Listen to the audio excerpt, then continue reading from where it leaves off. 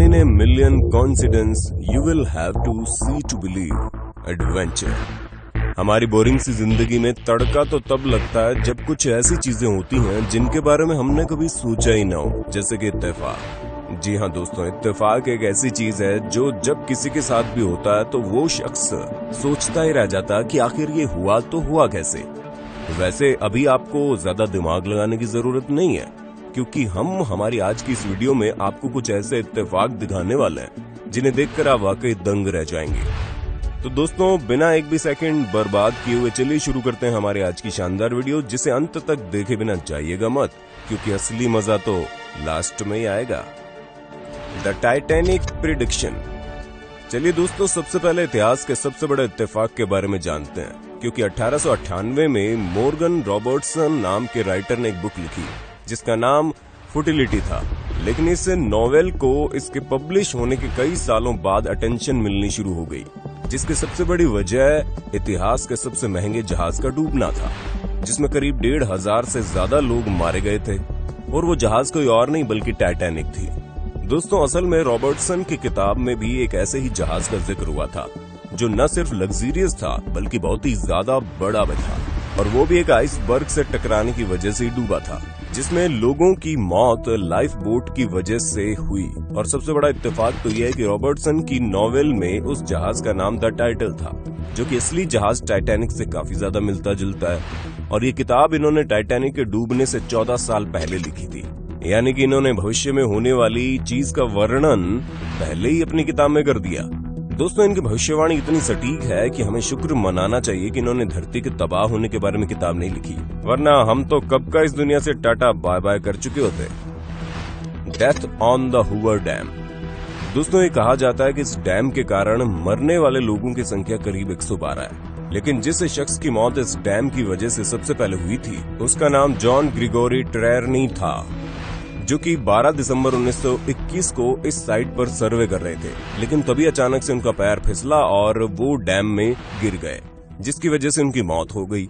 लेकिन दोस्तों, इस हादसे के 14 साल बाद 12 दिसंबर 1935 को एक नौजवान कंस्ट्रक्शन वर्कर की यहाँ पर काम करते वक्त मौत हो गई, जो कि इस डैम में मरने वाला आखिरी शख्स था।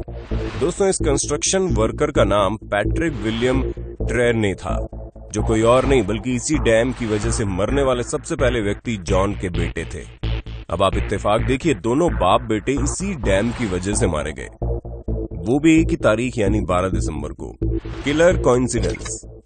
दोस्तों, 29 सितंबर 1888 की रात करीब 8:30 बजे एक महिला जिसका नाम कैथरीन एडोवेज था, वो शराब के नशे में धुत सड़कों में इधर उधर गिर रही थी, जिसकी वजह से पुलिस ने उन्हें कस्टडी में ले लिया। और जब पुलिस ने कैथरीन से पूछताछ की तो उन्होंने बचने के लिए अपना झूठा नाम मैरी कैली बताया। हालांकि काफी पूछताछ करने के बाद पुलिस ने इन्हें रात करीब 1 बजे के आसपास छोड़ दिया। लेकिन कहानी में ट्विस्ट तब आया जब अपने घर जाते वक्त कैथरीन को उस समय का सबसे खतरनाक serial killer Jack the Ripper मिला, जिसने कैथरीन को मार डाला। लेकिन जब बाद में कैथरीन की बॉडी मिली तो उसी दिन जैक ने अपने अगले विक्टिम की तरफ रुख कर लिया, और उस महिला का नाम इत्तेफाक से मैरी कैली था। Foul ball. अब ये तो हम सभी जानते हैं कि स्पोर्ट्स वगैरह में चोट लग जाना कितना ज्यादा दुखद होता है, लेकिन इस मामले में कोई भी एलिस रोथ जितना बदकिस्मत ना हो, यही अच्छा है। क्योंकि जब ये अपने दोनों ग्रैंडसन्स के साथ 17 अगस्त 1957 का बेसबॉल मैच देखने गई थी, तभी एक फाउल बॉल डायरेक्ट जाकर एलिस की नाक पर लग गई, जिसे शानदार बेसबॉल प्लेयर रिची एशबर्न ने हिट किया था। अब जाहिर सी बात है कि इनकी नाक में चोट आ गई, जिसकी वजह से इन्हें हॉस्पिटल ले जाया जा रहा था। लेकिन जब इन्हें स्ट्रेचर पर लेटाकर एम्बुलेंस में बिठाया जा रहा था, तभी इत्तेफाक से एक और बॉल ग्राउंड से उड़ते हुए आई और डायरेक्ट एलिस के घुटनों में जा लगी। हालांकि इतनी ज्यादा चोट लगने के बावजूद ये थोड़े दिनों में ठीक हो गई, पर रिची एशबर्न और एलिस की काफी अच्छी खासी दोस्ती हो गई। खैर दोस्तों, ऐसा तो होता ही रहता है, क्योंकि खेलकूद के दौरान हम सभी को चोटें लगती रहती हैं। पर क्या कभी आपको इस तरह से खेलते वक्त चोट लगी है? क्योंकि हमें तो बहुत सारी चोटें लगी है। बाकी आपका ऐसा क्या एक्सपीरियंस है, उसके बारे में हमें कमेंट में जरूर बताना। Balloon BFFs। दोस्तों, अब इत्तेफाक से हुई इस दोस्ती के बारे में जान लीजिए, क्योंकि 2001 में लॉरा बक्सटन नाम की एक 10 साल की लड़की ने हवा में गुब्बारा उड़ाया, जिसमें उसने अपना नाम और एड्रेस लिखा था और ये बैलून यूके से उड़ाया गया था, लेकिन जब ये गुब्बारा आसमान में जाकर जमीन पर गिरा तो ये 225 किलोमीटर की दूरी तय करके मिडलैंड के एक बैकयार्ड में जाकर गिरा। जिस लड़की को ये गुब्बारा मिला उसका नाम भी इत्तेफाक से लॉरा बक्सटन था, जिसकी उम्र भी 10 साल की थी। और असली इत्तेफाक तो होना बाकी था, क्योंकि जब इन लड़कियों के पेरेंट्स ने इन्हें मिलाया तो ये पता चला दोनों की हाइट भी सेम है। यहाँ तक कि दोनों के पास एक 3 साल का लैब्राडोर और रैबिट मौजूद है। अब आप खुद ही सोच लीजिए, दो बिल्कुल एक जैसे इंसानों को एक गुब्बारे ने मिला दिया, जहाँ ये दोनों अभी भी एक दूसरे से मिलती हैं। Plum pudding. अब हम आपको एक ऐसे शख्स के बारे में बताते हैं जो जब कभी भी किसी पार्टी में प्लम पुडिंग खाता था तो उसे एक ही शख्स हमेशा दिखाई देता था। जी हाँ दोस्तों, एमिली डेस्चैम्प्स नाम के इस शख्स को सबसे पहले मिस्टर डी फोर्टगिबू ने 1805 में प्लम पुडिंग के बारे में बताया था। लेकिन जब 10 साल बाद एमिली डेस्चैम्प्स वापस से किसी दूसरे रेस्टोरेंट में प्लम पुडिंग खाने गए तो उन्हें कोई और नहीं बल्कि मिस्टर डी फोर्टगिबू ही सर्व कर रहे थे। ये कहानी यही खत्म नहीं होती है, क्योंकि 1832 में दोनों वापस से मिले, जहाँ एमिली डेस्चैम्प्स एक पार्टी में गए हुए थे और वहीं पार्टी में इनके सामने प्लम पुडिंग आई, जिसे देखकर ये मिस्टर डी फोर्टगिबू के बारे में सोचने लगे। और दोस्तों इत्तेफाक देखिए, ये जैसे प्लम पुडिंग खाने जा रहे थे वैसे उनके सामने मिस्टर डी फोर्टगिबू आ गए, जिनकी वहां पर होने की किसी भी तरह की कोई उम्मीद भी नहीं थी। लेकिन इन दोनों के साथ प्लम पुडिंग वाला ये इत्तेफाक वाकई अलग है। तो दोस्तों, हमें पूरी उम्मीद है आपको अपने होस्ट और दोस्त सैम की वीडियो में मजा आ रहा होगा। अगर हाँ तो इस वीडियो को लाइक करते चलिए, ताकि हम फ्यूचर में इसी तरह की इंटरेस्टिंग वीडियोस लाते रहें। Curse of the 21st। दोस्तों, इसमें कोई हैरानी वाली बात नहीं है अगर कोई इंसान किसी चीज को लेकर अंधविश्वासी है, क्योंकि हर कोई किसी न किसी चीज से अंधविश्वास को जोड़कर देख ही लेता है। ठीक ऐसे ही फ्रांस के राजा लुइस 16 नंबर 21 से काफी ज्यादा परहेज करते थे, क्योंकि अगर इनके बारे में पढ़ा जाए तो ये पता चलता है कि ये महीने की 21 तारीख को कोई भी काम नहीं करते थे। यहाँ तक कि जिस भी चीज में 21 नंबर जुड़ा होता था तो उससे ये 4 फुट की दूरी बनाकर रखने में अपनी भलाई समझते थे।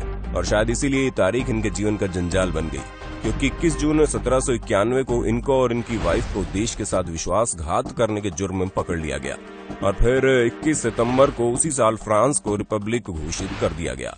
और सिर्फ इतना ही नहीं, क्योंकि 21 जनवरी 1793 को इनके जुर्म के लिए इन्हें मौत की सजा भी दे दी गई। मैसेज इन अ बोतल। दोस्तों, अक्सर हम बोतल के अंदर छुपे मैसेज के बारे में सुना करते हैं, लेकिन बहुत कम ही लोगों को ऐसे मैसेज कभी मिलते हैं। पर मार्क एंडरसन नाम के एक शख्स को 2006 में दुनिया में अब तक का पाया गया सबसे पुराना मैसेज मिला, जहां अपने फिशिंग बोट जिसका नाम कोपियस था उसमें सफर कर रहे थे। तभी उन्हें एक 92 साल पुरानी बोतल मिली, जिसकी वजह से इनका नाम Guinness book of world record में शामिल हो गया। ऐसे में दोस्तों ये काफी ज्यादा फेमस हो गए थे, और ये किस्सा इन्होंने अपने फिशरमैन फ्रेंड एंड्रू लीपर को भी बताया। पर दोस्तों, सबसे बड़ा इत्तेफाक तो देखिए, जब ये इस आदमी के 6 साल बाद एंड्रू उसी कोपियस नाम की जहाज पर सफर कर रहे थे तो उन्हें भी वही बोतल मिली जो उनके फ्रेंड को 6 साल पहले मिली थी, जिसकी वजह से मार्क को Guinness book of world record भी मिला था। 20 years old बुलेट। दोस्तों, हमारा ये इत्तेफाक वाकई में आपको हैरान करके रख देगा, क्योंकि आप शायद सोच भी नहीं सकते कि किसी शख्स को एक बुलेट शूट करने के 20 साल बाद मार दे। जी हाँ दोस्तों, ये कहानी 1893 में शुरू हुई, जहाँ एक हेनरी नाम के बिजनेसमैन ने अपनी पार्टनर को धोखा देकर किसी और के साथ एंगेजमेंट कर ली, जिसकी वजह से हेनरी के पार्टनर ने सुसाइड किया। ऐसे में दोस्तों, उस लड़की के भाई ने हेनरी को अपनी बहन की मौत का जिम्मेदार समझकर उसे मारना चाहा, जिसके लिए उसने हेनरी के ऊपर गोली भी चलाई। लेकिन गोली हेनरी के गाल को छूते हुए पेड़ में जा लगी, जिसकी वजह से हेनरी तो बच गए। बाद में उस लड़की के भाई ने 20 साल बाद उस पेड़ को गुस्से में जलाने की कोशिश की। अब दोस्तों, जब पेड़ के पास धमाका किया गया तो वो बुलेट 20 साल पहले उसी में फंसी थी, वो डायरेक्ट जाकर उस लड़की के भाई जिसने 20 साल पहले गोली चलाई थी उसे ही जा लगी। यानी कि उसे उसके कर्मों की सजा खुद उसी ने दी, क्योंकि जाहिर सी बात है, कानून को अपने हाथ में लेकर किसी को मारना कहीं से भी सही नहीं है। बाकी दोस्तों, आज इत्तेफाकों का इस सिलसिला यही खत्म होता है। हम फिर लौटेंगे ऐसे इंटरेस्टिंग वीडियो के साथ। तब तक के लिए आप हमारे चैनल को लाइक, शेयर और सब्सक्राइब करना बिल्कुल ना भूलें। और हाँ, ये वीडियो आपको कैसी लगी वो भी आप फटाफट हमें कमेंट करके जरूर बताइए, ताकि हम ऐसे इंटरेस्टिंग वीडियोस आपके लिए लाते रहें।